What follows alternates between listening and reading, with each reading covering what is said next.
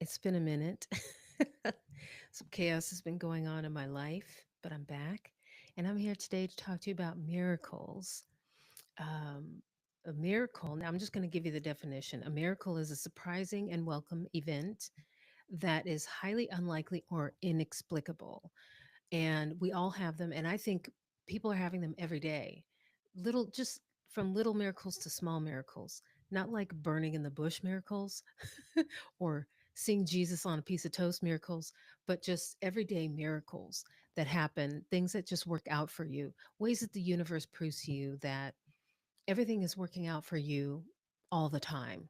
All the time. It's always working out for you. If you feel it, if that is your focus, right? And so I'm going to tell you a story about a miracle that happened to me that was, I guess, big, small, whatever. It was sort of on the big scale for me. It was something that I really was needing at the time. And I, it was honestly at the time, it was during the pandemic and I wasn't working. So that was part of the miracle. And it was, it really shouldn't have happened, but it still came together and came together better than I could have hoped for. It was kind of ridiculous, which was fantastic. Um, so grab a drink, coffee, tea. I did a little poll today on my channel to see what do you guys prefer, coffee, tea. Um, I like both, but I'm like a coffee everyday kind of person. Love coffee. So let's get straight into it. So this was like at I would say the height of the pandemic and my living situation, living in LA in a studio apartment, turned from dismal to worse, we'll just say. I mean, the apartment was problematic as it was already. Super like thin walls, not like average thin walls, but like tissue thin walls, like hearing your neighbor go pee upstairs in the toilet. It's pretty gross. And you know bugs coming into windows that were not fully sealed. I mean, it was just bad, like stink bugs and massive cockroaches coming in. I mean, it wasn't like an everyday thing, but it was for someone like me. I'm a yeah, it was. I'm not a country girl by any means. I'm a more of a suburban city girl. Yeah, it was horrific, but anyways. So, but that wasn't really the problem. What really tipped things over the edge was my upstairs neighbor who just basically took that lockdown time to just kind of harass me with noise every day. And I thought I was going crazy. And I think I kind of was. But anyway, so I needed to get out fast. And at this time, it was probably, I don't know, I want to say maybe around 2021. And and yeah, so I needed to get out. I had just I had been binge watching, manifestation videos like Joseph Ally. If you've heard of Joseph Ally, he's a fantastic person to watch in terms of manifestation. That's really what got me into realizing that I could create my reality like in actuality, like I could control it, so to speak. And I was also binge watching Abraham Hicks videos, Abraham or Esther, however you know about Abraham Hicks, big time manifestation queen. And it just totally changed my mindset. So I thought to myself, okay, let's really put this to the test. I mean, I had been testing it a little bit and also looking back and realizing all the things that I had manifested and why. Because as I have spoken on this channel, and as we all know, you are always manifesting your reality. It may not be what you want it to be, but that just is a signal for you to know what you do want to manifest instead of what you have been manifesting, because the current reality is what we've already manifested, right? So I needed to get out fast. And, I wasn't working. I had some, government assistance that we all got, and stimulus checks and things like that. And so, but it was like a make it work moment. I had to make it work because the guy upstairs was driving me crazy and I had to get out. And I just had been hating this apartment for so long. I wanted to get out for so long. And yet it's crazy. When I was working, I couldn't get out. But now I was like, I'm going to figure it out. So I just started looking. So the first step was like visualization, really visualizing, okay. Um, and really these are like the ground steps, the basic steps to manifesting and manifesting on purpose, right? Consciously. So I started to visualize, okay, what is this apartment going to look like? And visualize like in reality and on the 3D plane. Like I started looking for apartments. I started looking online. What are the apartments going to look like? What type of apartments do I see myself in? And I started going out and looking and visiting apartments to see, where can I see myself?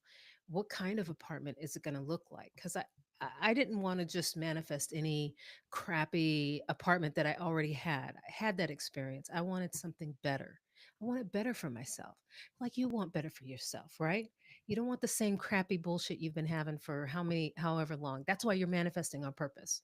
If you're going to manifest on purpose, manifest something you really, really want. Don't manifest some BS, stuff that you've already had, been there, done that. And so I really shot for the stars and I thought, I can manifest anything. Even though I hadn't worked out the details of how it was going to come to me, but it was going to happen. And so I started looking and, uh, and as I looked, some of the managers of these apartments were like, "Well, you need a 700 credit score." I didn't have a 700 credit score at that time, um, and I was like, "Yeah, no, that's not gonna, that's what they're telling me, right? Okay, you need a 700 credit score. You need this. You need that. You need this. This month much money for the deposit and things like that." And so um, those were really things that were sort of, I mean, if in a way you could say they're the lie, right? That's the lie of the 3D reality that tells you, oh, you can't have this. You don't have the qualifications to get this. You don't have the money. You don't have this. You're not going to get this. But I wasn't, I couldn't afford to hear that. And in the vein of manifesting something on purpose, I wasn't going to believe it. I was like, okay, it's going to work out somehow, some way, somehow. And so, I was looking at multiple different apartments and also in my mind, really getting specific about the features that I wanted, features that I didn't have in my current apartment, like garbage disposal, an air AC unit, air conditioning. Because despite what people realize about LA, it gets freaking hot and humid in the summer. And when you don't have air conditioning, it's hell. I mean, I had had one night during this, I think it was during the summer, obviously, and it was so hot. I remember it was like 11 o'clock at night and I was trying to go to bed. And all I had were fans, like stand up fans, no AC unit. And it was 100 degrees. And I was trying to go to sleep and I was so hot that I had a hand fan because the power had went out and it was still 100 degrees. And so I was trying to fan myself while I was just so that I could get comfortable enough to go to sleep. It was ridiculous. So in my new apartment, oh, I was going to have some AC. I was going to have AC in my apartment and I wanted a garbage disposal because, the science experiment that was going on in my kitchen with like food stuff, that you need to throw out that you can't put down the drain, it was disgusting. So, and I had it in, I mean, I had it in a Ziploc bag, but still, it was a terrible system. And so I was going to have garbage disposal and AC. And I wanted to be on an upper floor. I really, the truth is because of the experience with my neighbor, I didn't want anyone above me. But I just wanted to be on the upper floor so that these big bugs couldn't come in from outside. And so I looked and I finally found the apartment that was just like, oh my God, this is it. It had everything that I wanted. It had, the AC, it had a garbage disposal. It was a little studio, but it was so cute. And it had so much charm on the inside, that was like above and beyond. That was like the icing on the cake of what I wanted. I wanted it to be cute and charming, and I wanted it to have a view, right? I mean, it was all these little things. There were all these other little things that were like the icing on the cake, but really I just wanted air conditioning and a garbage disposal, and a nice manager, things like that. So anyway, so I found it. I found this apartment. The woman who showed it to me, she was super nice. I was like, this would be a cool place to live. And so so I put in the application, and it was so crazy because as I put in the application, I was thinking, I don't know. I don't know how this is going to come together, but I know that everything always works out in my favor, right? Everything is always working out in your favor, if that's what you believe, and that's what I believed. So I knew it was going to work out, and I hoped it was this place. And I did the application, and then I didn't hear from the manager for for a while, and I was like, "Oh man, I didn't get this place." And I was going to give up because I was believing the lie, right? There's the lie of the 3D, and then there are the lies that you tell yourself. And the lie I told myself was, well, the lie that 3D was telling me was, you're not going to get this. You don't have the qualifications, whatever. But the lie that I had to tell myself was that it didn't matter, that I was going to get this apartment, even though it just really was no way in hell I was going to get it. I didn't have the money, and I didn't, I mean, it was just so much that was working against me. I didn't have the credit score. And so um, I almost gave up, and I was just like, because it was a lie I was telling the lie I was telling myself was that, I was going to get this apartment, even though everything in the 3D was saying different. And a friend of mine said, Dina, you just have to keep looking. Just keep looking. No matter what is going on with that place, you haven't heard from the manager, you don't know what's going on, but just keep looking. And I told myself, I said, okay, okay. So my friend, she really pumped me up, right? And I was like, okay, I can do this. All is not lost.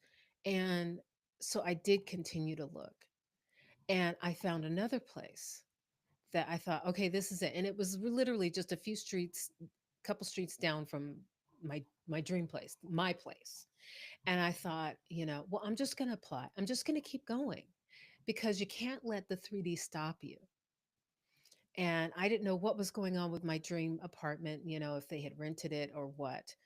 But so I saw this new place. I just kept going. And all the while telling myself my own quote unquote lie, which was really my desired reality, which is not a lie. But I was telling myself the lie, it doesn't matter. You're going to get your dream place. But just look at this one. And I went into this new place, and it was really close to a dream place. It didn't have everything. Like, it was on a second floor, like a middle floor. And I don't think there was something that was missing. Like, it was either the air conditioning or the garbage disposal, one or the other. But it could have been my place. It wasn't, and it wasn't light and bright, like I like a lot of sun in my place. I wanted to have somewhat of a view. It wasn't that, but it was off of the ground floor, and it could have been my place, right? But I was, my heart was sold on the other one, the one that was my place.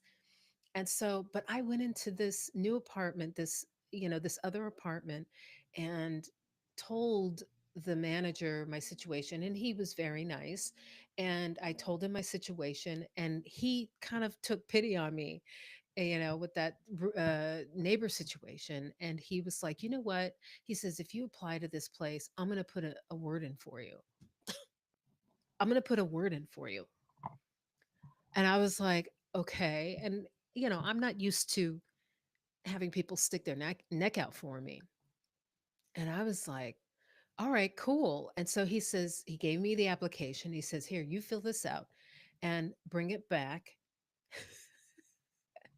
and I will put a word in for you. And so I'm laughing because I'm remembering how crazy this was. So where I was living, it was, several blocks away, but close enough to where I basically rushed home, filled out this application so that I could put it in. I didn't want him to forget about me, and I wanted to hand it to him personally. So since he was going to stick his neck out, thank you. So I did. I filled it out, and it's so crazy. I came um I I came back to the place and to drop off that application. And I'm trying to remember how it worked. So oh, so okay, so this is how it worked. I went, and as I basically pull up to this guy's the new apartment, um or the second apartment, we'll just call it the second apartment. I had my application in hand, and I walk up the steps and literally hand the guy the application. And as I'm coming down the steps, I see that manager woman that for my dream apartment. And I run into her, and I catch her and I say, "Hey." And I say, what's going on with the apartment, basically my dream apartment? I haven't heard from you. And she goes, "Oh my gosh." And just so you know, this is how ironic it is. Her office was on the same street as this second apartment. So that's how I ran into her. And she says, "Oh, well, I meant to." She says, "Oh my gosh, she had taken a few days off, and she hadn't been able to get back to me because she was off for a few days. So it was like the weekend and then a few days." And I was like, "Oh." And I said, "Well, have you rented it?" And she goes, "Actually, no. I wanted to tell you that we wanted to give you this apartment, but we just need you to have someone co-sign for you." And I was like, "Oh, okay." And I was like, "Yeah, I can do that." And she was like, "Great. If once you fill out the paperwork for that, have your co-signer fill out the paperwork, then the apartment's yours." I was like, "What?" I mean, it was nuts. She was off for a few days. Her office happened to be on the same street as his second apartment. It was nuts. I was like, "What?" And I was like, "Cool." I had my mom co-sign, which was no big deal because I knew I was going to make the rent every month. And I did. And it just worked out. And then this is what's so funny. So when I first looked at the apartment, there was AC in the apartment, right? And garbage disposal, all that, right? So when she went to turn the apartment over to me, she goes, "Here, I'm going to show it to you and then give you the keys." And so we went and looked at the apartment again. And I was like, "Wait a minute, there's something missing. Where's the air conditioning unit that was in here?" And she goes, "Oh, there was no air conditioning unit in here." I go, "Oh, yes, there was." And I said, "I have pictures." Why? Because I took pictures. Oh, I'm very particular. I was very, I was like, "This is my dream apartment. I'm going to make sure to take pictures so I know what it looks like." And I just looked through my photos, and sure enough, there was a picture in the living room. And she's actually standing by the AC unit. It was so funny. And I go, "See, this is the picture I took. There was an AC unit in here. That's one of the reasons I wanted the apartment." And she goes, "Oh." And she goes, "Oh, they must have taken it out. It was old or whatever." So she says, "Well, we'll make sure to put one in." So I got a brand new AC in the apartment. Plus, with everything else that was great. And this apartment, she goes, Actually, this apartment is on the top floor." And I was like, "What?" So the apartment that I had One of the apartments that she told me about was, I think, on the third floor or something like that. It wasn't even a top floor apartment, but this was the top floor apartment. And I was like, holy crap, there was a view. I mean, it was city view of city buildings and stuff, but it was a view. And I just couldn't believe it. And the cosign, that was no big deal, you know? And because I was able to pay the rent every single month. And that was my dream apartment. It was like a miracle. It was just crazy how everything came together and worked out in my favor. It was so fantastic. And and what was great about it was I was one of their best tenants. They loved me. Like I remember when I did have to leave, so I ended up leaving. I think I stayed there for like a month and a half, maybe. I'm sorry, not a month and a half, a year and a half, and then I ended up basically moving back home to sort of help my mom out because she's getting up there in age. So anyway, um, but I remember when I left, they just were so nice to me, and they were like, they offered me, they were like, if you want to stay, if you're willing to stay. um what did they say? They said we will, um or maybe it was more than a year. It was at least a year and a half. And they said they wanted me to stay so bad that they were willing to extend my lease at the same price, not raising my rent. And I think actually they might have been considering to lower the rent a little bit. But if I had extended my lease for like another 14 months or something like that. But I was just like, no, I have to go. And, but I said, this was my dream apartment. And they were just so nice. They were like, oh, we loved having you here and you were great. And I mean, it was a beautiful experience. It was kind of crazy. But yeah, I love that place. But these are the kinds of miracles that you can have, that you probably do have. You probably have little miracles like, I always consider it a little miracle when you go to go to, let's say, Costco, and you find a parking space up front, or things like that. Or you know um, you get good news on a medical report, or just things like that, where you think something's wrong and then something miraculous happens, something unexpected and out of the ordinary happens. We have to count these experiences, we have to embrace them, we have to acknowledge them and celebrate them, because these are the things that prove to you that everything is always working out in your favor. And the more you realize that, the easier it is for you to accept receiving even, you know, uh, more significant manifestations, like getting a home or buying a new car, or, you know, getting that job promotion. These are the things that help you believe that with the right mindset, if you lie to yourself, that yes, despite what the 3D is showing you, which really that is the lie. If you can lie to yourself and say, despite what I'm seeing in the plane of 3D reality, I can have this, then you can and will. That's what I said. I say, um, I'm coming out with a short that says, um, you can have anything that you desire if you give it to yourself first. And that means if you believe that you can have it without anyone telling you different, that is the kind of thing uh, that is how you get your desired reality, is by, sorry, I'm looking at my chats. That is how you get your desired reality, is by giving it to yourself first. And you give it to yourself by telling yourself, yes, I can have this. I can have anything I want. I can win $1 million in the lottery.